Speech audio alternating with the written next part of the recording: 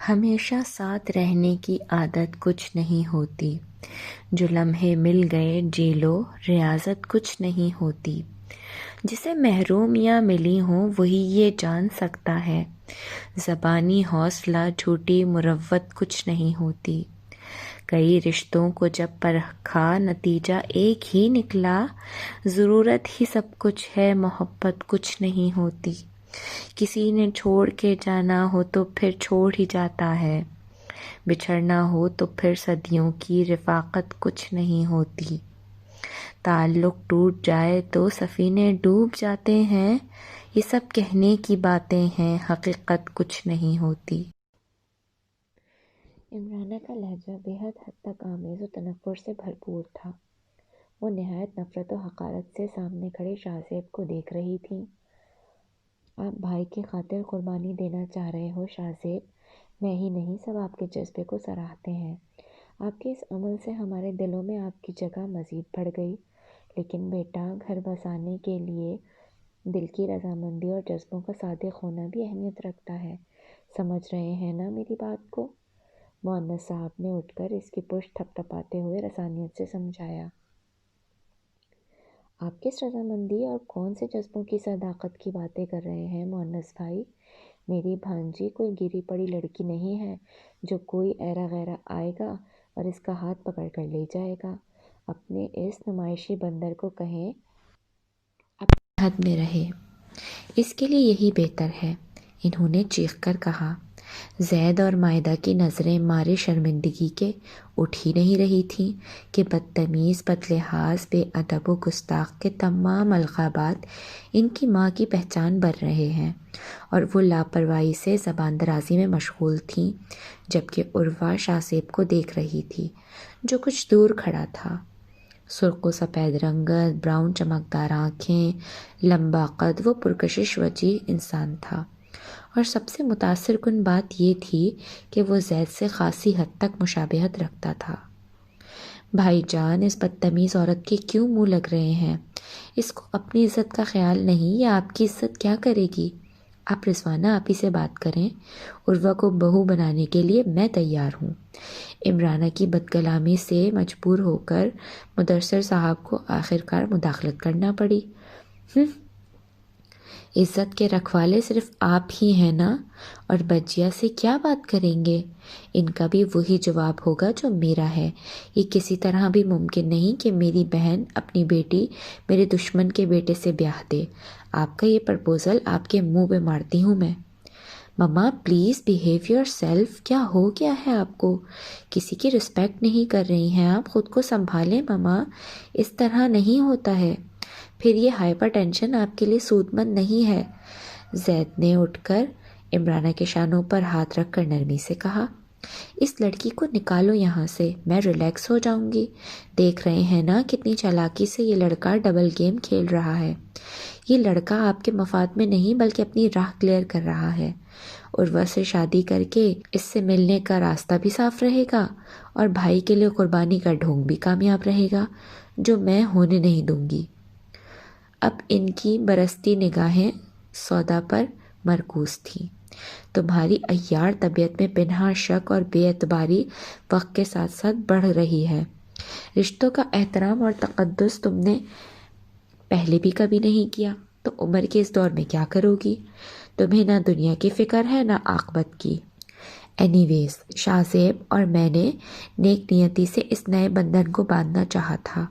مدثر صاحب عمرانہ سے مخاطب ہونے کے بعد رضوانہ کی طرف دیکھتے ہوئے بولے، مگر رضوانہ آپی کی خاموشی اور سرد مہری بتا رہی ہے وہ یہاں ہر بار کی طرح عمرانہ کا ہی ساتھ دیں گی، کیونکہ حق کا ساتھ دینے کے لیے بہادری اور حوصلے کی ضرورت ہوتی ہے۔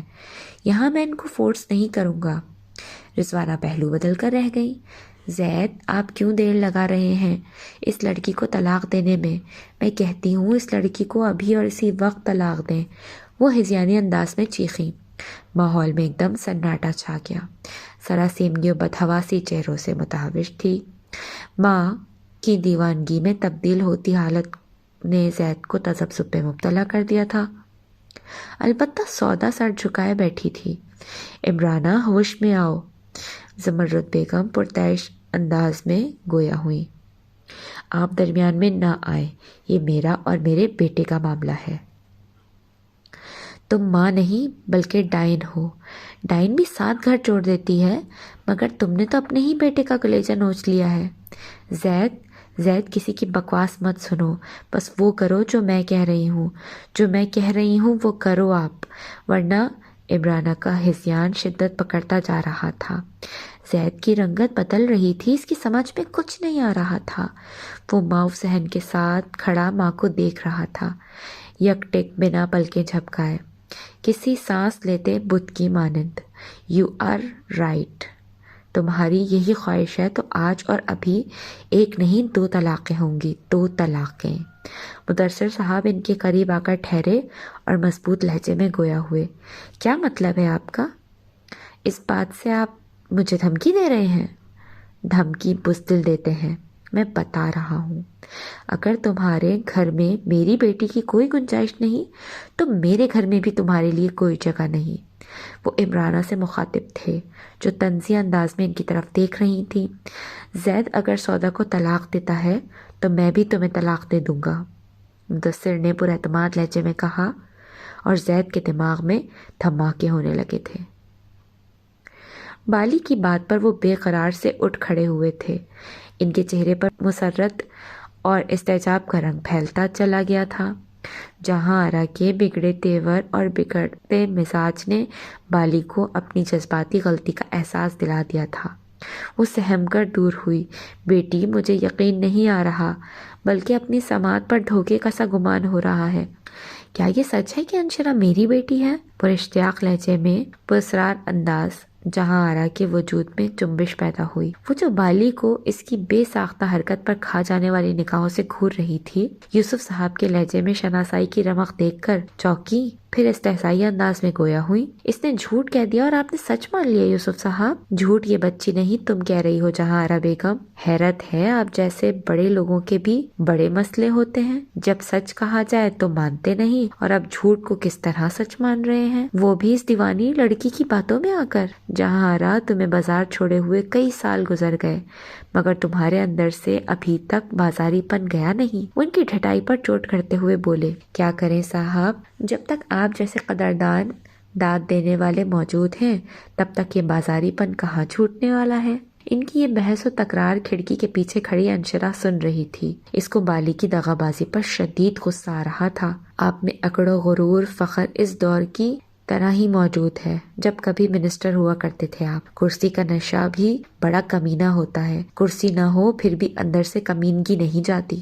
وہ تمسخر سے گویا ہوئی۔ کرسی کو اونچی چیز تم جیسے لوگ ہی سمجھتے ہیں، میں نے خود غیر منصفانہ نظام کے باعث کرسی کو لات مار دی تھی۔ تم مجھے کیا کسی کرسی کا تانا دیتی ہو؟ میرے خاندان کا ایک نام ہے، اونچے نام والے پھر مجھ جیسی بدنام زمانہ عورت کی دہلیز پر کیوں کر کھڑے ہیں؟ جائیے، تشریف لے جائیے یہاں سے۔ آج قدرت ان کو گن گن کے بدلے لینے کا موقع فراہم کر رہی تھی، مجبوری لے آئی ہے تم جیسی عورت کی دہلیز پر۔ یہاں میری بیٹی، میرا خون نہ ہوتی تو میں اس جگہ کے قریب سے بھی گزرنا پسند نہ کرتا۔ ان کے ہاتھوں سے صبر و ضبط کا دامن چھوٹتا جا رہا تھا۔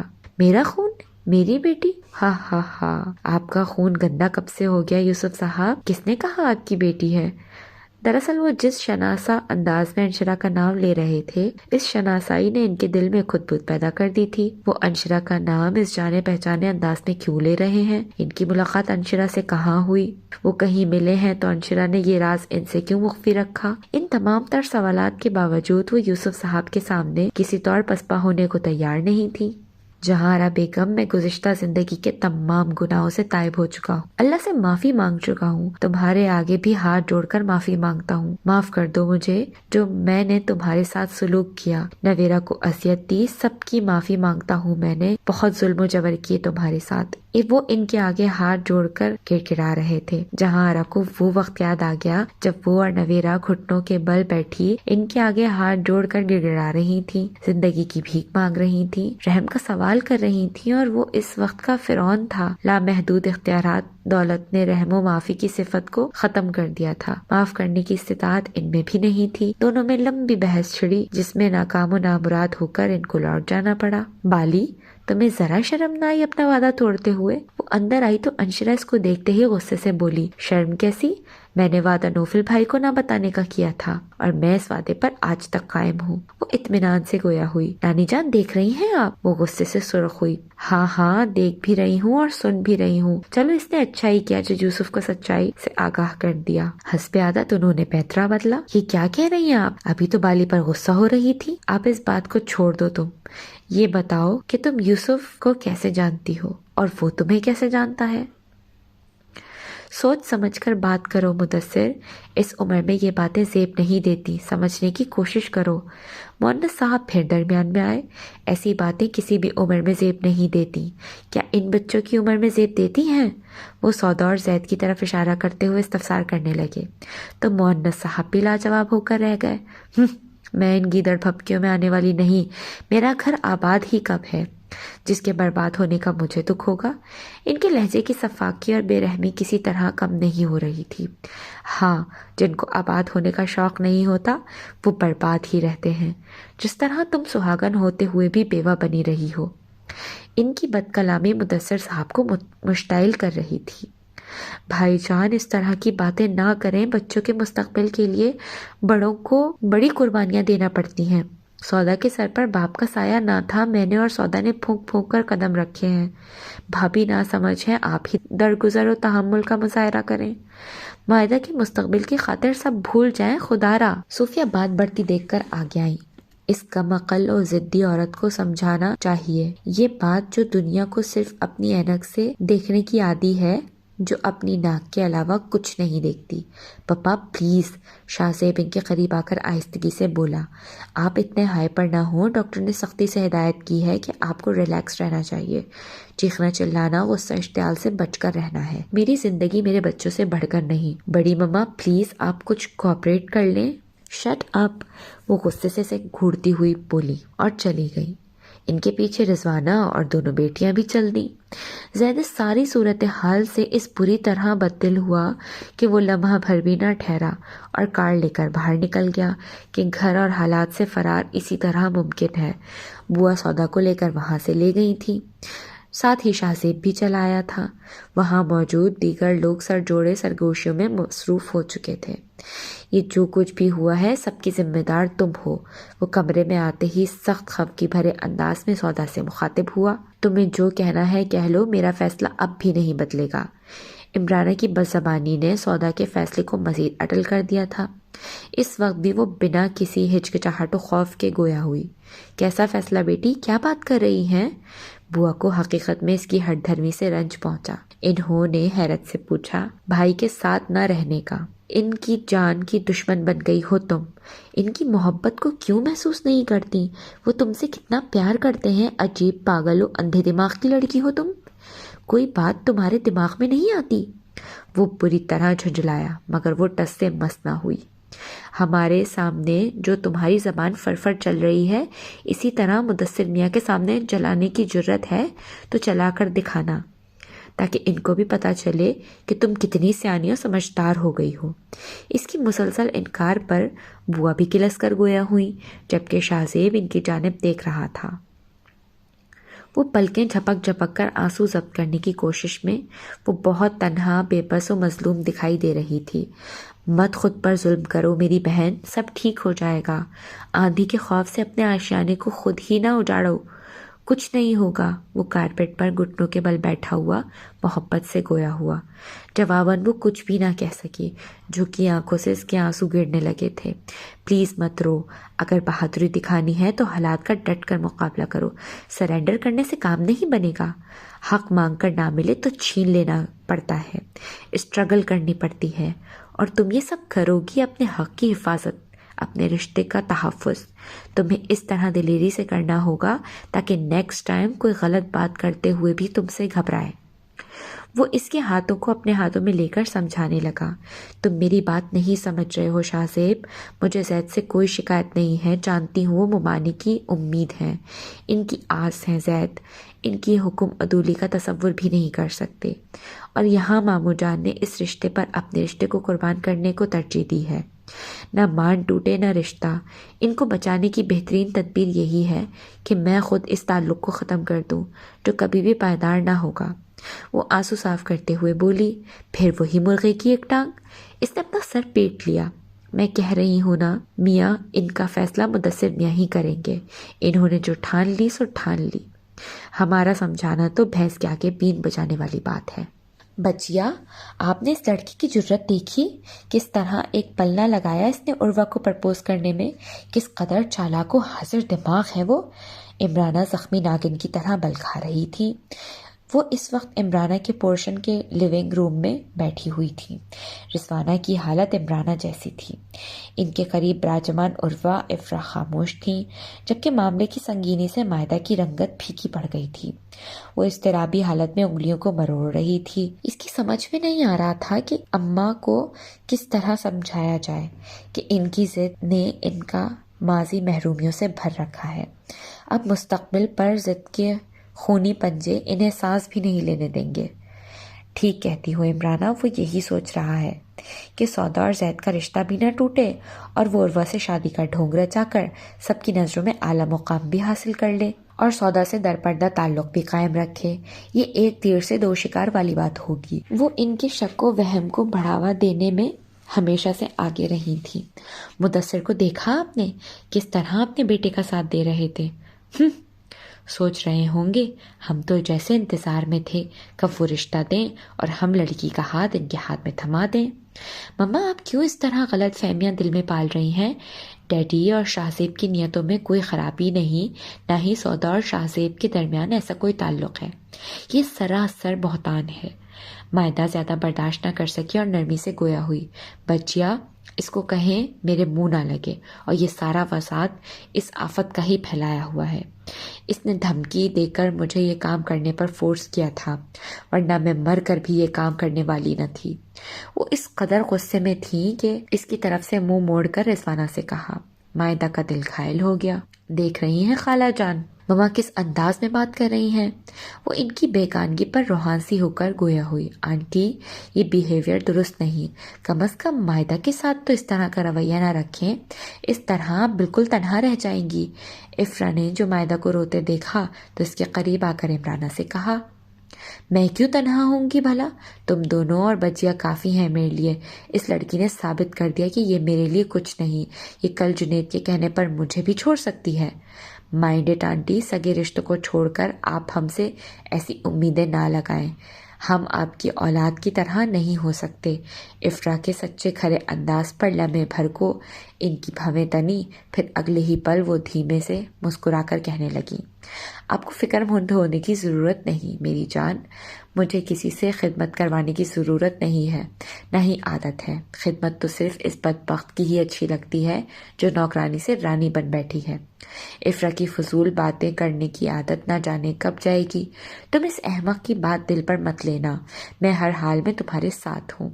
رضوانہ بیٹی کو گھورتی ہوئی عمرانہ کے شانے پر ہاتھ رکھ کر بولی، ارے بچیا، میں نے برا تھوڑا ہی مانا ہے، افرا بچی ہے، اس کو کیا عقل کہ کب کس وقت کیا بات کہنی ہے، وقت گزرتے سمجھ آ جائے گی۔ بے شک عقل آتے آتے ہی آتی ہے، اور تم بھی ذرا غصے پر لعنت بھیجو اور وقت کی نزاکت کو سمجھو۔ ابھی جو ہو رہا ہے ہونے دو، نیچے وہ سب ایک ہو کر نہ جانے کیا پلان بنا رہے ہوں گے، نہ جانے کیا فیصلے ہو رہے ہیں۔ ایک تم ہو جو اپنے بچوں سے بھی بدگمان ہو رہی ہو۔ میں بدگمان ہو رہی ہوں؟ سب آپ کے سامنے ہے، پھر بھی آپ مجھے ہی الزام دے رہی ہیں۔ حد ہے بچیا۔ ان کا غصہ حد سے بڑھا۔ یہی تمہاری خراب عادت ہے، جھٹ سے ضبط کا دامن ہاتھ سے چھوڑ دیتی ہو۔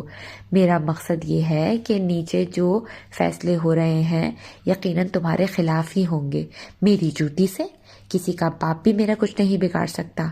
ہاں، تم اپنا بگاڑ کرنے کے لیے خود ہی کافی ہو، کسی کو ضرورت ہی نہیں ہے تمہارا کچھ بگاڑنے کی، کچھ سوچتی سمجھتی نہیں ہو۔ بس بولے جاتی ہوں۔ رضوانہ اس کی ہٹ درمی دیکھ کر غصے میں آ گئی تھی۔ آپ کیا سمجھتی ہیں کہ کسی بری گھڑی میں یہ میرا ساتھ دے گی؟ انہوں نے مائدہ کی طرف اشارہ کر کے تمسخرانہ انداز میں پوچھا۔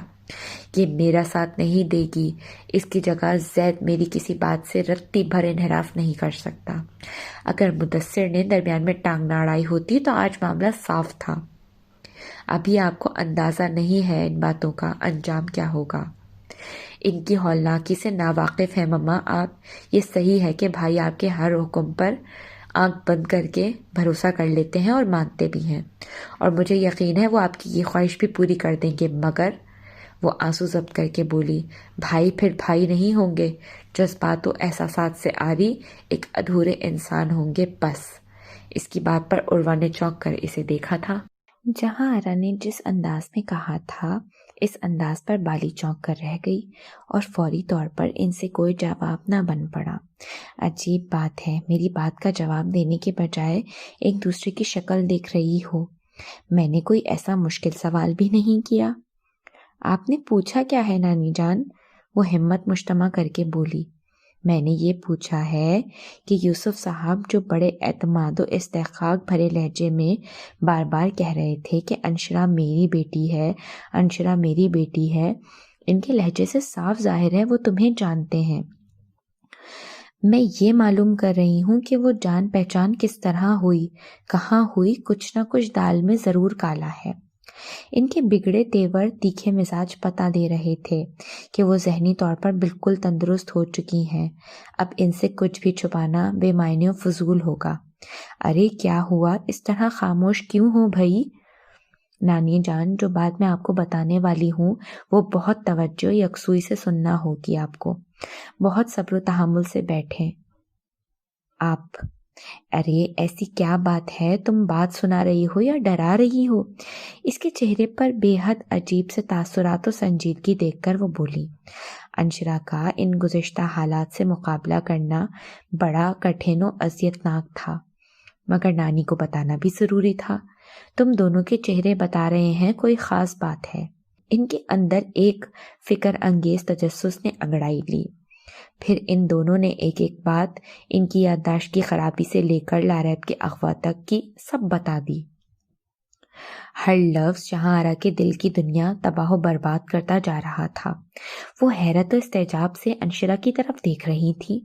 پشیمانی و ندامت کا ایک سمندر تھا، ایک بحر بے قرار جو کہ اندر بپھرا رہا تھا۔ وقت نے کس طرح کس انداز میں شکست دی تھی۔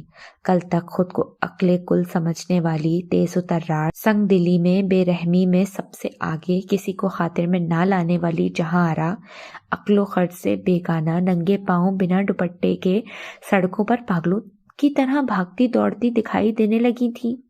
وہ تصور کی آنکھ سے انشرا اور بالی کو ذہن کی اسکرین پر کسی فلم کی مانند متحرک دیکھ رہی تھی، اور وہ سب دیکھنا بہت تکلیف دہ اور اذیتناک تھا۔ ان کے اندر کوئی چیخ چیخ کر رونے لگا۔ وہ بالی اور انشرا سے آنکھ بھی نہ ملا پائیں، گناہ کی راہوں سے نکل کر بھی نہ نکل پائی تھی۔ وہ دولت کا لالچ، پیسے کی ہوس، عیش و طرب کی لذت سے من بیزار ہی نہیں ہوا تھا۔ لالچی، بے حسی و بے ضمیری کی کوئی حد مقرر نہ تھی۔ بڑھاپے کی دہلیز عبور کر کے بھی سکوں کی کھنک کی کشش نہیں گئی تھی۔ یہ سب میری وجہ سے ہوا ہے، مجھے سزا دو انشی، میں نے ہی پیسے لے کر لاریب کا حوصلہ بڑھایا تھا۔ پیسے کی چمک میں مجھے کچھ دکھائی ہی نہ دیا تھا۔ میں سوچ رہی تھی اپنی چالاکی و مکاری سے میں اس سے نمٹ لوں گی۔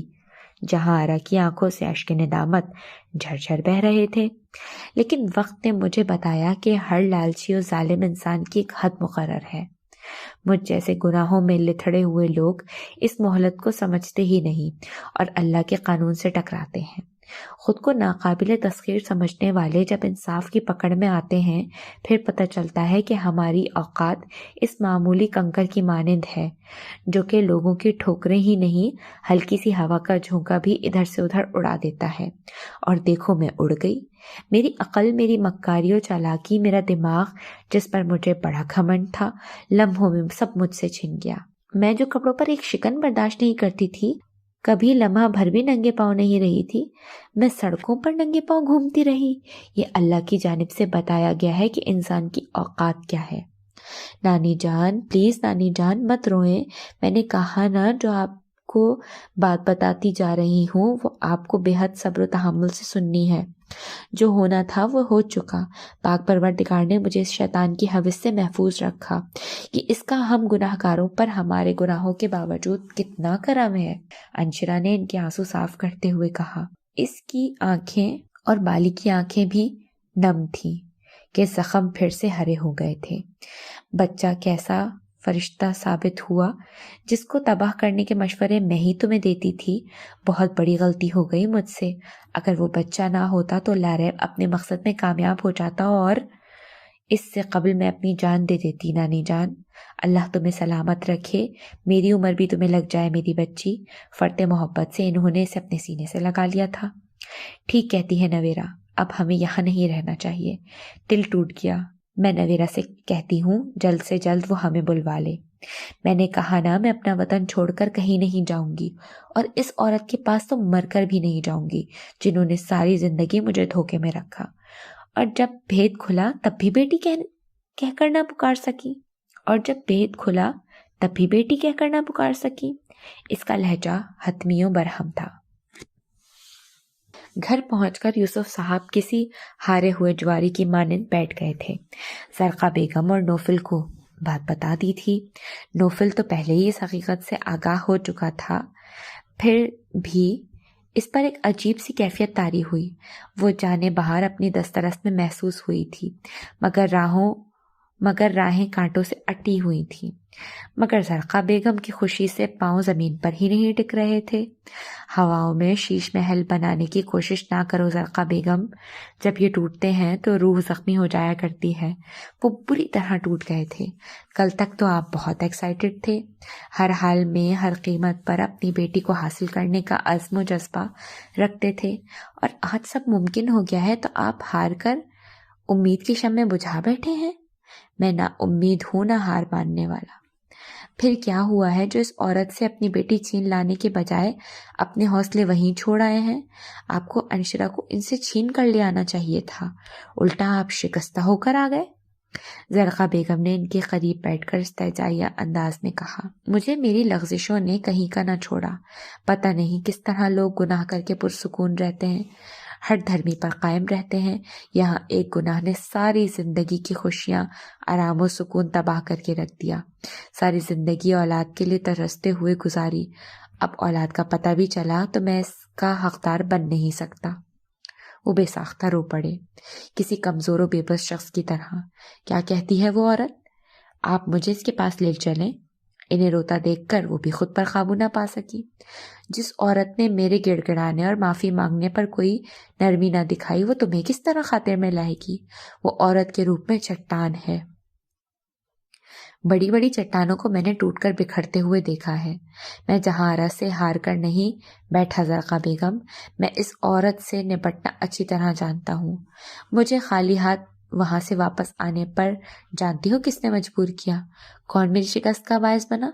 जरका बेगम की आंसू साफ करने के बावजूद इनके आंसू रुक नहीं रहे थे। कौन है वो? किसने किया ऐसा? मेरी बेटी अंशिरा ने। क्या कह रहे हैं आप? इन्होंने बुरी तरह चौंक कर कहा। आप तो कह रहे थे आपका इससे सामना नहीं हुआ। सामना नहीं हुआ, वो मेरे सामने नहीं आई, वो मेरे सामने अंदर चली गई थी।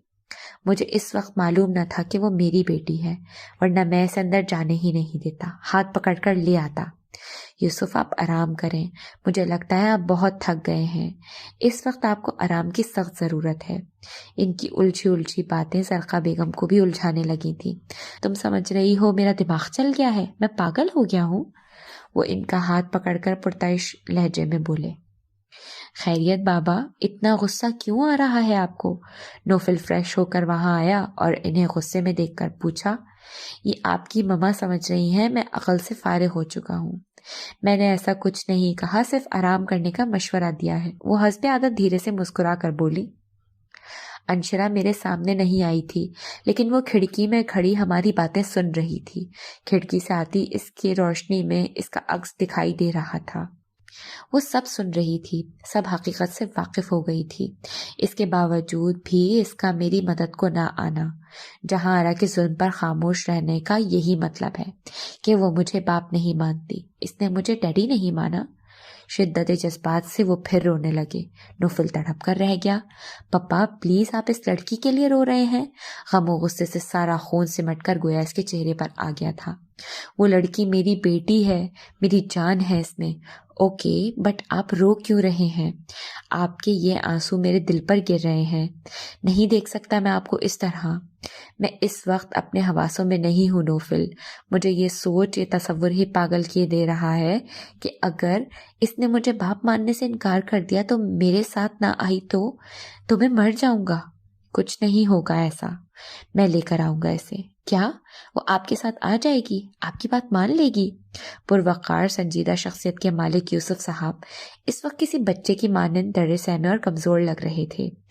ان کی یہ حالت نوفل کے اندر طوفان برپا کر رہی تھی۔ اس نے ان کو ہمیشہ بہت دبنگ انداز میں دیکھا تھا۔ وہ کبھی کسی کے آگے آنکھ جھکا کر بات کرنے والے نہ تھے۔ مانے گی، بالکل مانے گی، اس کو ماننا ہی ہوگا۔ مدثر صاحب اور مونس صاحب کے فیصلے نے ایک بھونچال پیدا کر دیا تھا۔ حالانکہ صوفیہ نے اس فیصلے کی تائید نہیں کی تھی، مگر ان دونوں کے اس فیصلے میں زمرد بیگم کی مرضی بھی شامل تھی۔ انہوں نے ہی صوفیہ کو بھی راضی کر لیا تھا۔ صوفیہ لب پر بیٹی کا معاملہ چھوڑ کر خاموش ہو گئی تھی، اور جب یہ خبر عمرانہ کو ملی تو وہ سکتے کی کیفیت میں پہلے تو بیٹھی رہ گئیں، پھر ایک دم ہی حواسوں میں آ کر مدثر صاحب سے مخاطب ہوئیں۔ آپ کو حق نہیں ہے تنہا فیصلہ کرنے کا۔ زید میرا بھی بیٹا ہے، اس فیصلے میں میری بھی مرضی اتنی ہی ضروری ہے جتنی آپ کی۔ یہ بچوں کے مستقبل کا معاملہ ہے، یہاں نہ تمہاری مرضی چلے گی نہ میری۔ میں نے عالم دین سے مشورہ کر لیا ہے، اور ان کی رائے کے مطابق نکاح کے بعد شوہر کو بیوی کے ساتھ ہی رہنا چاہیے، اس فیصلے کے مطابق جو دین و شریعت کی رو سے ہے، جس کا تقاضا یہ ہے کہ زید اور سودا کو ساتھ رہنا چاہیے، اور آج سے وہ ساتھ رہیں گے۔ ان کے حتمی لہجے میں بڑی گھنگرج۔ واہ، جب اپنے حق میں کوئی فیصلہ کرانا ہو تو مردوں کو فوراً شریعت اور سنت یاد آ جاتی ہے۔ میں کیا بات کر رہی ہوں اور آپ کیا فتویٰ لے کر بیٹھ گئے ہیں؟ میں کہہ چکی ہوں وہ لڑکی میری بہو بننے کے لائق نہیں، اور آپ اس کو میرے گھر میں بسانے کی بات کر رہے ہیں۔ حیرت ہے آپ کی عقل پر۔ یہ فیصلہ بھی ہو جائے گا آج کہ بیٹا اپنا گھر بساتا ہے یا ماں کا گھر۔ عمرانہ، مدثر کی بات مان لو، اس عمر میں کیوں لوگوں کی انگلیاں اٹھوانا چاہتی ہو خود پر؟ اب زندگی تم تنہا نہیں گزار سکتی۔ رضوانہ نے بھی خاصے تذبذب کے بعد عمرانہ سے کہا، یہ آپ کیا کہہ رہی ہیں بچیا؟ آپ ایسا کیسے کہہ سکتی ہیں؟ وہ شدید ترین حیرت و دکھ کے جھٹکے سے دوچار ہوئیں۔ میں نے بہت سوچ سمجھ کر یہ بات کی ہے عمرانہ۔ سوچ سمجھ کر؟ وہ ابھی تک حیران و پریشان تھی۔ سوچ سمجھ کر کیا؟ کسی دباؤ میں آ کر؟ میں تمہارے ساتھ ہوں، نہ کہیں گئی، نہ مجھ سے کوئی ملا، پھر کیوں میں کسی کے دباؤ میں آ کر یہ سب کہوں گی؟ یہ جو میں نے کہا یہ میرے دل میں آئی ہے بات، اور تمہارے لیے بہتر بھی یہی ہے۔ رضوانہ کے لہجے میں سچائی تھی۔ وہ دل ہی دل میں عمرانہ کی زندگی کا جائزہ لے رہی تھی کہ اس نے زندگی گزار دی، زندگی میں کیا کھویا کیا پایا، اور ان کو اس پورے عرصے حیات میں کھونا اور صرف کھونا دکھائی دیا۔ خوشی، سکون، خوشحالی ازدواج زندگی سے محرومی کے سوا کچھ نہ تھا۔ اس کے باوجود بھی طلاق کا داغ تو نہیں لگا تھا۔ اندرونی معاملات کچھ بھی تھے، مگر لوگوں میں ان کی جوڑی کو عزت و وقار کی نگاہ سے دیکھا جاتا تھا۔ معاشرے میں ایک اعلیٰ مقام تھا ان کا۔ ضد چھوڑو عمرانہ، انا صرف تنہائی و ذلت دیتی ہے۔ مدثر جو کہہ رہے ہیں وہ مان لو، سودا تمہاری بہو ہے اور وہ تمہاری بہو نہیں بن سکتی۔ وہ دھیمے لہجے میں اس کے شانے پر ہاتھ رکھ کر بولی، بچیا میں پاگل ہو گئی ہوں یا آپ کا دماغ خراب ہو گیا ہے جو آپ ایسی باتیں کر رہی ہیں؟ میرا ساتھ دینے کے بجائے میرے دشمنوں کا ساتھ دے رہی ہیں۔ یہ کیا ہو گیا ہے؟ میری بہن بدل گئی ہے، میرا سر چکرا رہا ہے۔ یہ کیا ہوا ہے؟ یہ کیا ہو رہا ہے؟ سچ مجھے ان کا دماغ چکرانے لگا تھا۔ صوفیہ اور رضوانہ ان کو آگے بڑھ کر تھام نہ لیتی تو وہ زمین بوس ہو جاتی۔ ہو گیا ڈرامہ شروع اس ڈرامے باز عورت کا، لیکن میں اپنی بات پر قائم ہوں۔ یا تو دونوں گھر آباد ہوں گے یا دونوں برباد۔ چپ ہو جاؤ مدثر، زبان سے نکلے الفاظ بعض اوقات خنجر سے بھی زیادہ کاری ہوتے ہیں۔ اچھی بات نہیں کر سکتے تو خاموش رہو۔ مؤنس صاحب کو عمرانہ کی حالت دیکھ کر ٹوکنا پڑا۔ پانی پیے مما؟ مائدہ جھٹ پٹ پانی لائی اور اس کے ہونٹوں سے گلاس لگا دیا۔ بنا کسی مزاحمت کے انہوں نے گلاس خالی کر دیا۔ وہ بے دم انداز میں صوفے پر بیٹھی تھی۔ اعصابی طور پر ان کو شدید جھٹکا لگا تھا۔ وہ ابھی پوری طرح حواسوں میں پلٹی بھی نہ تھی۔ ماں رضوانہ نے شاہ زیب کا پرپوزل عروہ کے لیے قبول کر کے ان کو ہلا کر رکھ دیا تھا۔ اس بات سے جہاں وہاں موجود لوگوں میں خوشی کی لہر دوڑ گئی تھی، وہیں عمرانہ بہن کی اس طوطا چشمی پر اٹھ کر اپنے کمرے میں آ گئی جہاں عروہ پہلے سے موجود تھی۔ آستین کا سانپ ہو تم لوگ، میں اپنا سگا سمجھ کر تمہیں دودھ پلاتی رہی اور تم لوگوں نے موقع آنے پر مجھے ہی ڈس لیا۔ وہ آتے ہی عروہ سے پرتعش انداز میں مخاطب ہوئی۔ خفا کیوں ہو رہی ہیں آپ؟ ہم نے یہ فیصلہ آپ کا گھر بچانے کے لیے کیا ہے۔ اس عمر میں کس کس کو وجہ بتائیں گی طلاق ملنے کی؟ عروہ کے لبوں پر بڑی طمانینت بھری مسکراہٹ تھی۔ تمہارا کیا خیال ہے وہ 2 کوڑی کا لڑکا تمہیں خوش رکھے گا؟ آئی ڈونٹ کیئر، کیونکہ میں خوش رہنا اور خوش رکھنا جانتی ہوں۔ اپنی ماں کو لو اور دفع ہو جاؤ یہاں سے۔ مجھے تم لوگوں کی شکلوں سے بھی نفرت ہے، وہ ہذیانی انداز میں چیخیں۔ نویرا، میرا دل اس جہاں سے اچاٹ ہو گیا ہے، جی ہی نہیں کرتا اب۔ کل تک من کالا تھا تو دنیا کی رنگینی جان نہیں چھوڑتی تھی، جینے کی امنگ اور پیسے کی ہوس میں موت کو یاد ہی نہیں رکھا تھا۔ اب تو سب مٹی ہو گیا، کچھ اچھا ہی نہیں لگتا، ہر طرف بیزاری ہی بیزاری ہے۔ وہ اسکائپ پر نویرا سے محو گفتگو تھی۔ اماں، دل میں جب ایمان کا نور بھرتا ہے نا تو دنیا اس طرح سے بے رونق و بدنما ہو کر سامنے آ جاتی ہے۔ شکر ہے میرے اللہ کا، اس نے تمہارے دل کو بھی دنیا کی جھوٹی رانائیوں سے پاک کر دیا۔ بس اب تم اور بالی انشرا کو لو اور یہاں آنے کی تیاری کرو۔ میں اور بالی تو تیار ہیں آنے کے لیے، لیکن وہ انشی نہیں آ رہی اور نہ ہی ہمیں آنے دے رہی ہے، دھمکی دے رہی ہے ہم گئے تو وہ خود کو شوٹ کر لے گی۔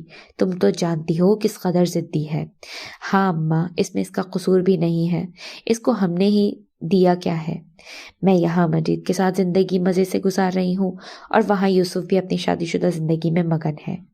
انشی کو ملا ہی کیا ہے بکھری بکھری بے رنگ زندگی کے سوا۔ ہاں یاد آیا اماں، یوسف دوبارہ تو نہیں آیا انشی سے ملنے؟ نویرا نے مان باتیں کرتے ہوئے چونک کر استفسار کیا۔ اچھا، تم تک پہنچ گئی یہ خبر؟ یقیناً اس پھپا کٹنی نے بتایا ہوگا تم کو۔ بھائی بڑے مروڑ اٹھنے لگے ہیں اس کے پیٹ میں، اس کٹنی کے مروڑ تو میں ٹھیک کروں گی۔ ارے اماں توبہ، اس طرح نہ بولیں، پھاپا کٹنی آپ نے حد ہی کر دی۔ اتنی اہم بات آپ مجھ سے چھپانے کا ارادہ رکھتی تھی؟ میں نے ایسا کب کہا کہ تم کو نہیں بتاؤں گی؟ آپ نے بتایا بھی نہیں۔ خیر چھوڑیں، اب یہ بتائیں کہ کرنا کیا ہے۔ میں کہتی ہوں انشی کو راضی کریں اور اس لڑکے نوفل سے شادی کرنے پر اگر وہ راضی ہو جائے۔ نوفل بری طرح فریفتہ ہے اس پر، ملکہ بنا کر رکھے گا اور وہ عیش کرے گی وہاں۔ یہ تو بعد کی بات ہے، ابھی تو وہ مچھلی کی طرح ہاتھوں سے نکل رہی ہے، کسی کو خاطر میں ہی نہیں لا رہی ہے۔ دوسری طرف یوسف تڑپتا بلکتا ہوا گیا ہے، وہ ضرور واپس آئے گا۔ انشی کو اس کے سامنے کر دیں، پھر وہ جانے اور اس کا باپ، وہ اس کا سامنا ہی کرنے کو تیار نہیں۔ جب خون سامنے ہوگا تو ساری اکڑ غصہ نکل جائے گا، تم ٹینشن نہیں لو۔ نویرا سمجھانے کی ہر ممکن کوشش کر رہی تھی۔ یہی تو بات ہے کہ تم اس کے مزاج کو بالکل نہیں سمجھتی، وہ ضد اور اکڑ میں اپنے باپ پر ہے۔ یوسف جیسا ہی گھمنڈ و تنتنا ہے اس میں، پھر بتا دینا اسے، جو جھکنا نہیں جانتے وہ ٹوٹ جایا کرتے ہیں۔ ویسے بھی لڑکیوں پر عاجزی و انکساری سجتی ہے، اور انشی اپنے بارے میں جاننے سمجھنے کے بعد کس بات پر اکڑتی ہے، کس بات کا غرور ہے اسے؟ یہ اکڑ و گھمنڈ ناز والا نہیں ہے نویرا، وہ یہ سب احساس کمتری میں کر رہی ہے اور دکھ و تکلیف میں کر رہی ہے، جو اس کو تم لوگوں نے ناجائز رشتے کی وجہ سے دیا۔ تم نے اور یوسف نے اپنی اپنی دنیا بسا لی اور اس کو دنیا کی ٹھوکروں پر چھوڑ دیا۔ پھر اس کو ایسا تو ہونا تھا۔ مجھے اعتراف ہے اماں، میں بھی مجبور تھی، اگر میں مجید سے شادی نہ کرتی تو معاشرہ کس طرح ایک ناجائز بچی کے ساتھ جینے دیتا مجھے؟ لوگ خیرات نہیں دیتے، صرف نمود و نمائش اور عیاشیوں میں پیسہ اڑا کر جائز سمجھتے ہیں۔ مجید کے ساتھ نے مجھے گناہوں کے بدرنگ راستوں سے نکال کر روشنیوں کے راستے پر گامزن کر دیا ہے۔ اب پچھلی زندگی پر نگاہ ڈالتی ہوں تو احساس ندامت و شرمندگی سے خود سے نگاہ نہیں ملا پاتی۔ نویرا کے لہجے میں شرمندگی و خجالت تھی۔ یہ باتیں تم بالکل ٹھیک کہہ رہی ہو. جب وقت گزر جاتا ہے پھر برے کاموں کی برائی جکڑ لیتی ہے. اٹھتے بیٹھتے ایک ایسی تکلیف دہ بوجھ کا احساس رہتا ہے جو بیان سے باہر ہے. میں پچھتاتی ہوں اماں، کاش پہلی ملاقات میں مجید کو انشی کے بارے میں بتا دیتی. کیوں اس کو خود سے دور کر کے چلی آئی؟ مجید اتنے اعلیٰ ظرف حلیم طبیعت کے مالک ہیں کہ وہ میری اس غلطی کو معاف کر کے انشی کو سگی بیٹی کی طرح سمجھتے. مجھ سے بہت بڑی بھول ہو گئی اماں، جس کا ازالہ اب ممکن نہیں. مجید بیٹے کے اخلاق و ایثار پسندی کی تو میں بھی قائل ہوں. مجھ سے بھی جب بات کرتا ہے لہجے میں سگی ماں جیسا احترام و عزت ہوتی ہے، لیکن تب تو مجھ میں بھی ہمت و حوصلہ نہ تھا کہ میں سچ بتا دیتی. وقت گزرنے کے ساتھ ہی ہمیں عقل آتی ہے، پھر گزرتے وقت کی ناسمجھی پر ماتم ہی کرنا پڑتا ہے. اور اس سے قبل کہ آج کا یہ قصہ بھی کل کا ماتم بن جائے، آپ انشی کو راضی کر لو کہ یوسف کے پاس چلی جائے. مگر میں کس طرح راضی کروں؟ کسی طرح بھی اماں. کوشش کروں گی اس سرپھری لڑکی کی سمجھ میں میری بات آ جائے. اس لڑکے کی محبت کو ٹھکرا کر وہ ذرا بھی اچھا نہیں کر رہی. آپ کسی طرح بھی انشی کو راضی کریں، خواہ کچھ بھی کرنا پڑے.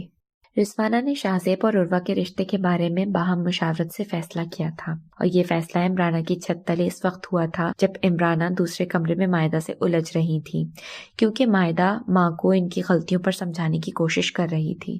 وہ دونوں بیٹیوں کو خاموشی سے لے کر دوسرے کمرے میں آ گئیں. یہاں بیٹھ کر انہوں نے شاہ زیب کے شخصیت کو ہر زاویے سے پرکھا، اور کسی طرح بھی وہ ٹھکرائے جانے کے قابل نہ سمجھا گیا. عروہ نے بھی گہری سانس لے کر حامی بھری. وہ جانتی تھی زید کسی حال میں بھی اس کا نہیں ہوگا. اگر عمرانہ آنٹی کے جذباتی دباؤ میں آ کر وہ سودا کو چھوڑ بھی دے گا تو اس کو یقین تھا کہ وہ اس کو کسی قیمت پر بھی نہیں اپنائے گا. پھر کچھ بھی ہو جائے وہ اس کا نہیں بنے گا. وہ آپ کی یہ خواہش بھی پوری کر دیں گے، مگر پھر بھی بھائی بھائی نہیں ہوں گے. جذبات و احساسات سے خالی ایک انسان ہوں گے. ایسے جیتے جاگتے مجسمے نما انسان کسی کی چاہت بھلا کیوں کر بن سکتے ہیں؟ مائدہ کی کہی بات ذہن میں گونجی تھی. شاہ زیب کو اس نے کئی بار دیکھا تھا. ہر بار اس کو دیکھ کر خاصی جاذبیت محسوس ہوتی تھی، مگر وہ ان دنوں پوری طرح زید کی محبت میں جکڑی ہوئی تھی. پھر مسزات عمرانہ کی دلائی گئی امیدوں نے اس کو ادھر ادھر جانے نہیں دیا تھا. اب شاہ زیب کا از خود اس کی طرف راغب ہونا، خود پرپوزل دینا، اور مدثر انکل کا بھی اس کو بہو بنانے کی خواہش کا اظہار کرنا اس کو سرشار کر گیا تھا. عمرانہ نے اس کو دھکے مار کر اپنے پورشن سے نکال باہر کیا تھا. ان کی بنسبت ان سب لوگوں نے ان کے ساتھ بہت اچھا سلوک کیا تھا. رات کے کھانے کے بعد ہی وہ لوگ واپس روانہ ہوئے تھے. عمرانہ نے ان کو دوبارہ پلٹ کر دیکھنا بھی گوارا نہ کیا. وہ گیٹ بند کیے اندر ہی برس رہی تھی، اور ان کی طبیعت و تنہائی کے خیال سے مائدہ بھی ان کے ساتھ ہی موجود تھی. آج کیسی کایا پلٹ ہوئی ہے مما. ہم گئے تھے آنٹی کی حمایت میں لڑنے، الٹا انہوں نے ہی ہمیں گھر سے نکال دیا لڑ جھگڑ کر.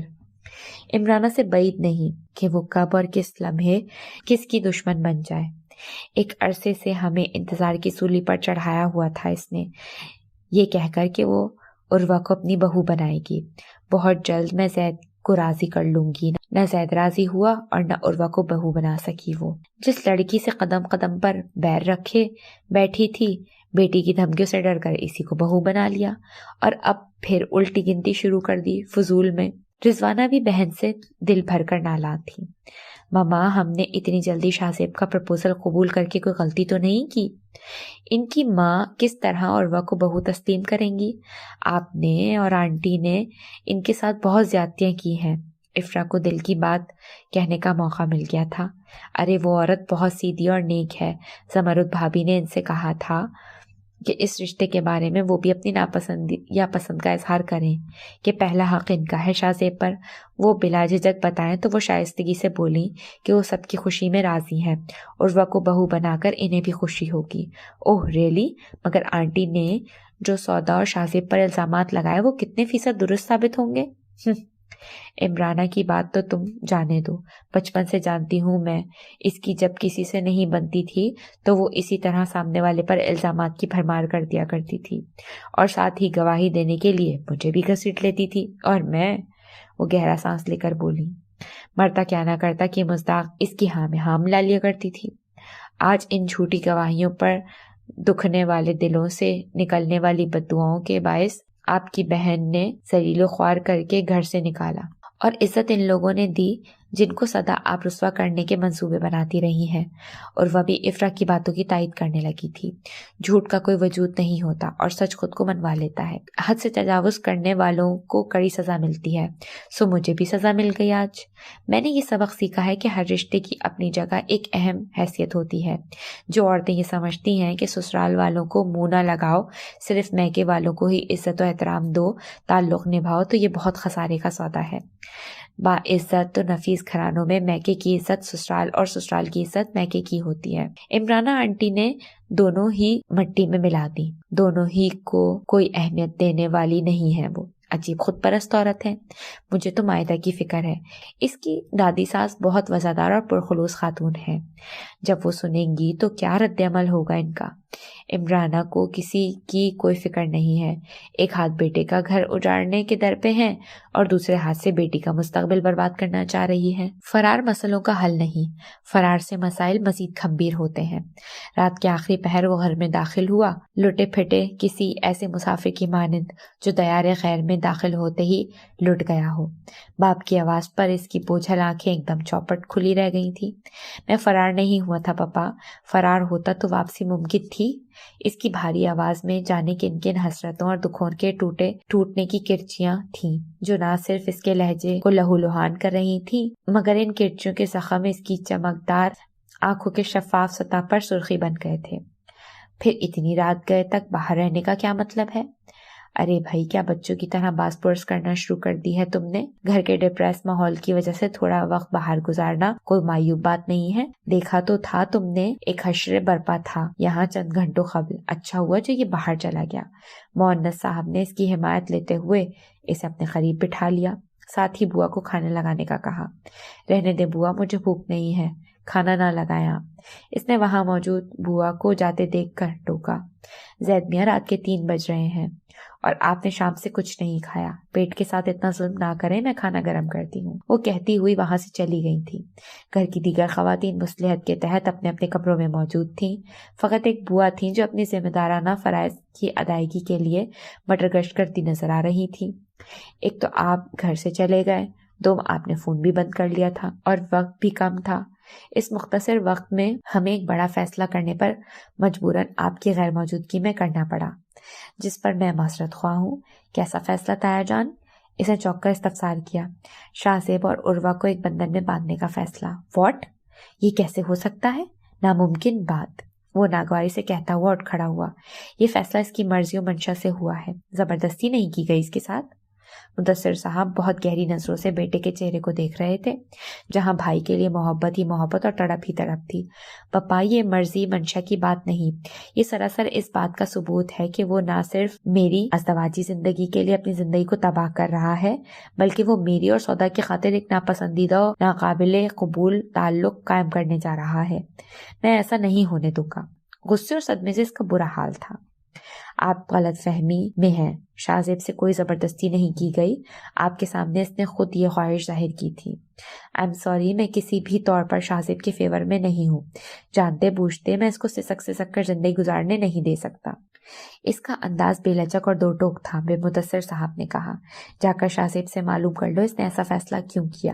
وہ بنا کچھ کہے اس کے کمرے میں آ گیا، جو عموماً مدثر صاحب کی آمد یا شاہ زیب کے لیے ہی کھولا جاتا تھا۔ شاہ زیب جاگ رہا تھا، اس کو اسی کا انتظار تھا۔ وہ دل میں اس سے خوف زدہ بھی تھا کہ یقیناً وہ اس کے اس فیصلے پر خوش نہیں ہوگا، اور وہ اس کی خوشیوں کی خاطر خود کو فنا کرنے پر بھی تیار تھا۔ زید بگڑے بگڑے تیوروں سے اندر کمرے میں داخل ہوا تو شاہ زیب کی سٹی گم ہو گئی۔ وہ اس کے غصے سے ڈرتا تھا۔ خیریت ہے نا بھائی؟ اس کی شعلے اگلتی نگاہوں سے بوکھلا کر اس نے پوچھا۔ یہ اسٹوپٹ سی قربانی دے کر کیا ثابت کرنا چاہ رہے ہو تم مجھ پر؟ یہ قربانی نہیں ہے بھائی، میری محبت ہے۔ میں بکواس مت کرو، صبح اس فضول بات کو ختم کرو فوراً۔ تایا اور ڈیڈی نے زبان دے دی ہے، اب کچھ نہیں ہو سکتا۔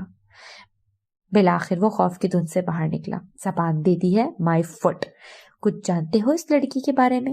وہ تمہارے لائق نہیں، نامعقول لڑکی ہے وہ تمہارے ساتھ بالکل سوٹ نہیں کرے گی، بس منع کر دو۔ عروہ کی بے باکی و آزاد خیالی کے کئی مناظر اسے یاد آ گئے۔ وہ چاہ کر بھی اس کو نہ बता सका। इसकी ज़मीर ने इजाज़त न दी कि वो किसी के ऐबों और किरदार को आश्कार करे, सो वो खुलकर ना बोल सका। भाई, अच्छी और नेक लड़कियों के तो सभी तमन्नाई होते हैं। हर मर्द की आरजू होती है कि हमें एक ऐसी औरत मिले जो हर ऐब व नुक्स से पाक हो, 7 पर्दों में रहने वाली कोई नेक परी हो। इसने खासी हद तक खुद पर काबू पाकर बोलना शुरू किया था। असल इंसानियत ये है कि हम बेराह रवी का शिकार खुद को मॉडर्न, लिबरल, आज़ाद, मादर पिदर आज़ाद लड़कियों को भी अपना जीवन साथी बनाकर इनको राह रास्त पर चलने का मौका दें। गुनाहों की दलदल से निकालकर नेकियों के चश्मों से आशना करें। हमें रिश्तों को आखिरी सांस तक निभाने वाले ताल्लुकात को आखिरी दम तक मजबूत रखने की कोशिश भी करनी चाहिए। रोशनी की एक किरण तारीकी की मौत होती है। वो बहुत रसान से बोल रहा था। आप आए तशरीफ लाएं। नोफिल को देखकर हस्बे आदत जहां आरा को इख्तिलाज क़ल्ब होने लगा था। चौकीदार की इत्तला पर ही वो चौकन्ना होकर बैठ गई थी। अब सामने देखकर खुशदिली से कहा, जी शुक्रिया। वो सोफे पर बैठा संजीदगी से बोला, क्या लेंगे? ठंडा गरम? मौसम तो गरम ही है, मैं ठंडा मंगवाती हूँ। बाली। इससे मुखातिब होने के बाद वो बाली को आवाजें देने लगी। मैं यहाँ ठंडा गरम पीने नहीं आया हूँ। इसका लहजा सर्दो बेलचक था। वजीह चेहरे पर भी सर्द मोहरी छाई हुई थी। रात यूसुफ साहब की हालत और इनके मुंह से निकलने वाली लफ्जों की चुभन जो जहां आरा के रवैये और हठधर्मी ने दी थी को वो सारी रात महसूस करता रहा था। दिल कर रहा था रात को ही इस बेहिसो बेज़मीर औरत को इसकी औकात बताई जाए, मगर रात के आखिरी पहर यहाँ आना इसको मुनासिब ना लगा था। सोए इत्तेफाक के सुबह यूसुफ साहब की तबीयत मुजमहल होने के बायस ऑफिस में एक मीटिंग अटेंड करना पड़ी। वहां से फारिग होते ही वो यहाँ चला आया था। जहां आरा के पुकारने पर बाली वहां आई और सामने बिगड़े तेवर लिए नोफिल को देखकर ठिठक गई। फिर यहाँ आने का क्या मकसद है? मेरा मतलब है, क्या खिदमत की जाए आपकी? किस ज़रूरत के तहत आप यहाँ आए हैं? मुझे तुम्हारी खिदमत की ज़रूरत पहले कभी पेश आई है, ना आइंदा होगी। मैं अंशरा को लेने आया हूँ, वो मेरे साथ जाएगी। बेहद खामोशी से इसने बड़ा धमाका किया था, जिससे बाली ही नहीं जहां आरा भी हिलकर रह गई थी। बाली तेजी से अंशरा के कमरे की तरफ दौड़ी। ये क्या बातें कर रहे हैं आप? अंशी कोई दूध पीती बच्ची है जिसको आप उठाकर ले जाएंगे? इन्होंने तंजन कहा। मैंने कोई उठाकर ले जाने का दावा नहीं किया, साथ ले जाने का कहा है, और साथ ले जाऊंगा मैं अंशी को। वो किसी तरह भी जहां आरा से मरूब ना हुआ था। इसके लहजे में एतमादो बेलचक अज़्म हर धर्मी थी। किस हवाले से लेकर जाएंगे? कोई ताल्लुक भी तो बताएं। मालूम तो है तुम्हें कि वो मेरे ताया की बेटी है और मेरी कज़न है। अच्छा, बात तो बड़ी पते की है। ज़रा ये भी फरमा दीजिए कि सोसाइटी में आप और आपके इज्जत माँ ताया क्या कहकर मेरी बच्ची को मुतारिफ करवाएंगे? जहां आरा को इसकी हर धर्मी खौफजदा करने लगी थी, वो इस खौफ से आज़ाद होने के लिए फिर से तंजन गोया हुई। ये हमारा मसला है, आपको परेशान होने की ज़रूरत नहीं। कुर्सी पर बराजमान सिर्फ आपके ताया जान हुए थे। हुकूमत इनको मिली थी, आपके पूरे ख़ानदान को नहीं। आपके पूरे ख़ानदान को हुकूमत करने का चस्का पड़ चुका है। आप लोग सबको अपनी महकूम रियाया समझते हैं। बाली के साथ वहाँ अंशरा खड़ी तीखे तेवर और बुलंद लहजे में बोली। नोफिल ने बेसाख्ता गर्दन उठाकर देखा। वो सामने खड़ी थी, हमेशा से ज़्यादा पुरएतमाद और मजबूत दिखाई दे रही थी। हुक्मरानी नहीं, हम अपना हक वसूल करना जानते हैं। अंशरा को देखते ही इसके चेहरे पर एक तमानियत भरी मुस्कान फैल गई। सिर्फ हक वसूल करना जानते हैं, छीनना जानते हैं, यही आदत है। तुम्हारे हर सवाल का जवाब मिलेगा। मेरे साथ चलो, पापा तुम्हारे बिना नहीं रह सकते। जो वक्त गुजर गया इस पर सिवाय अफसोस के और कुछ नहीं किया जा सकता। वो उठ के इसके नज़दीक आया और इसके मलबूस से उठती दिल फरेब महक ने इसका हाथा कर दिया। वो इसकी आंखों में देखता हुआ बड़े इस्तेखाक भरे लहजे में कह रहा था। आज से कबल इसका लहजा इतना पुरएतमाद मजबूत नहीं होता था, अब तो इसका अंदाज ही दूसरा था। ये आप कह सकते हैं जिसने ज़िंदगी में मेरी तरह मुश्किलात नहीं देखी, सज़ा नहीं पाई। फ़िलहाल मैं कोई बहस नहीं चाहती। मुझे जिस जगह जाना ही नहीं है, फिर मैं ख्वामख्वाह कोई वजाहत क्यों दूँ? आप तशरीफ़ ले जा सकते हैं। वो एकदम ही अजनबी और सख्त लहजे में गोया हुई। किस हवाले से लेकर जाएंगे?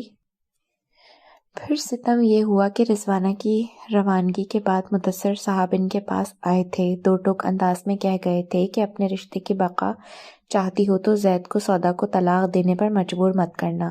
ان کا لہجہ، ان کا انداز، ان کی آنکھوں میں چھائی بیگانگی ایک طویل مدت کے بعد دل پر چھائی سرد مہری کی برف کو پگھلا گئی تھی۔ دل و دماغ پر لگا قفل کھلتا ہی چلا گیا تھا، ان سے جھکا ہوا سر اٹھایا نہ گیا۔ ایک بوجھ ندامت سر پر دھرا محسوس ہوا تو وہ تنبیہ کر کے جا چکے تھے، گویا ان کو یقین تھا کہ وہ ان کے فیصلے کے خلاف نہیں جائیں گی۔ وہاں سے وہ سیدھے سودا کے پاس آئے تھے۔ ماموں جان آپ؟ وہ ان کو سامنے دیکھ کر گھبرا گئی۔ گھبراؤ نہیں بیٹا، نہیں پریشان ہونے کی ضرورت ہے، میں سب سن چکا ہوں، تمام حالات و واقعات سے واقف ہوں۔ وہ اس کے قریب ہی بیٹھ گئے تھے۔ ان کے لہجے میں وہی شفقت و محبت کی چاشنی تھی جو سودا کو بچپن سے ان سے جوڑے ہوئے تھی۔ وہ ہمیشہ ان کی اپنائیت و خلوص میں اپنے باپ کی جھلک محسوس کرتی تھی۔ مجھے صرف اتنا بتا دو کہ جو کچھ بھی تم نے کہا ہے وہ محض عمرانہ کی بدسلوکی و کوتاہ نظری کا نتیجہ ہے۔ مجھے امید ہے کوئی دوسری وجہ اس انکار کی نہیں ہوگی، اور یہی وجہ ہے تو جہاں میں لے جا رہا ہوں میرے ساتھ خاموشی سے چلو، اگر نہیں چلنا، مرضی نہیں ہے تمہاری تو بیٹا۔ وہ کچھ توقف کے لیے رک کر گویا ہوئے۔ بنا کسی خوف و ڈر کے میرا ہاتھ نہ پکڑنا، نہ خوف زدہ ہونا، پھر جہاں آپ کی مرضی ہوگی، ہم سب۔ ان کی بات ادھوری رہ گئی تھی۔ وہ روتی ہوئی ان سے لپٹ گئی بنا کچھ کہے، اور یہ بڑا خوبصورت اقرار تھا۔ مدثر صاحب نے مسکرا کر اس کی پیشانی چوم لی، پھر وہ اس کا ہاتھ پکڑ کر بھرپور اعتماد و اطمینان سے اس کے کمرے سے نکلے اور ان کے ساتھ چلتے ہوئے ٹھٹکی۔ مدثر صاحب اوپر والے پورشن کی طرف جاتی سیڑھیوں کی جانب مڑ گئے تھے۔ یہ ماموں جان مجھے کہاں لے جا رہے ہیں؟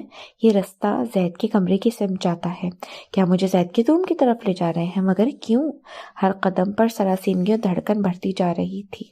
نہ معلوم ان لوگوں نے کیا فیصلہ کیا ہے، کیسا منصوبہ بنایا ہے۔ یہ سب اپنے اپنے کمروں میں چلے گئے ہیں، کوئی بھی باہر موجود نہیں۔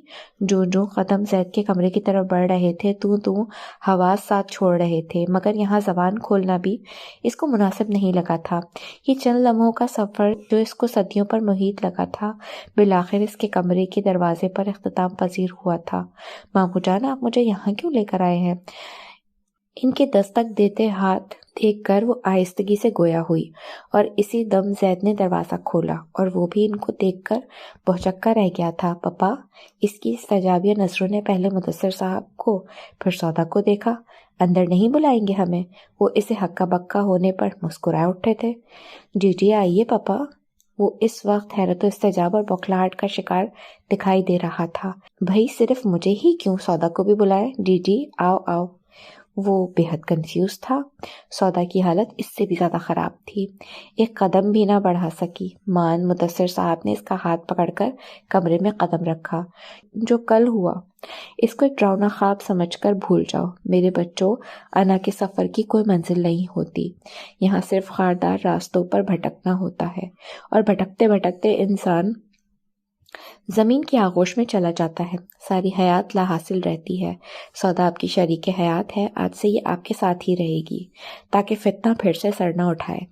وہ اس کو چھوڑ کر جا چکے تھے۔ پھر زید نے کوئی سوال نہ کیا۔